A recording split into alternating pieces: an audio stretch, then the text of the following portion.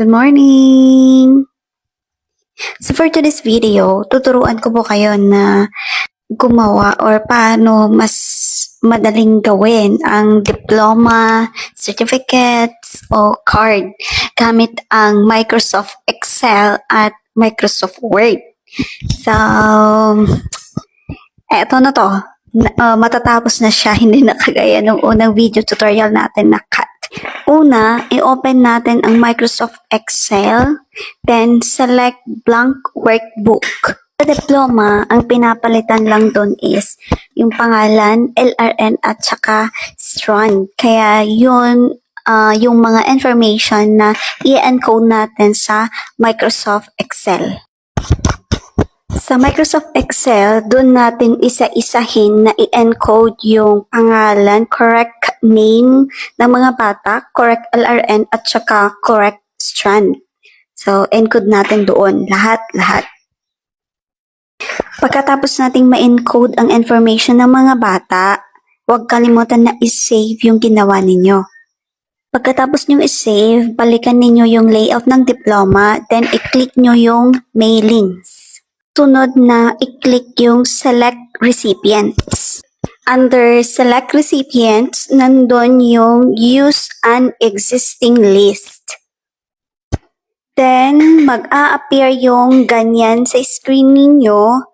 Tapos, hanapin nyo kung saan nyo sinave yung file na ginawa nyo kanina. After nyo mahanap, tick nyo lang yung Open. Ganyan yung mag-a-appear sa screen ninyo, highlight nyo lang yung name. After nyo ma-highlight, pindutin nyo lang yung Insert Merge Field. Sa lahat ng choices na lalabas, pindutin ninyo yung name.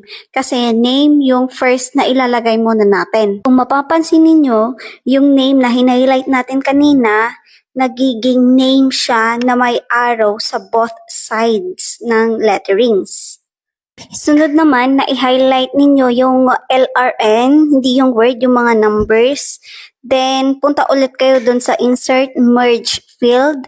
Then, you select LRN. Hindi na yung name, kundi yung LRN kasi LRN na yung pinapalitan natin.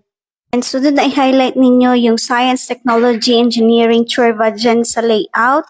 Then, punta ulit dun sa Insert Merge Field. Then, select Strand. Ganyan po ulit ang mag-a-appear sa screen ninyo, yung strand na may arrow sa both side. So, ayan na po. I-select nyo lang yung Finish and Merge. Then, under dyan, Edit Individual Documents. Then, press OK.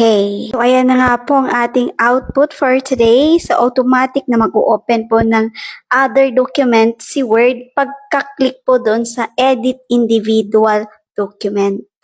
Tanan! Sana nakatulong po sa atin, lalo na sa mga tulad naming guro. At least, hindi na po natin kailangang isa-isahin pa na i-edit yung layout ng diploma na nasa atin or pwede din sa card, sa clearance, etc. Using Mail Merge and Excel, mas napapadali po ang ating trabaho.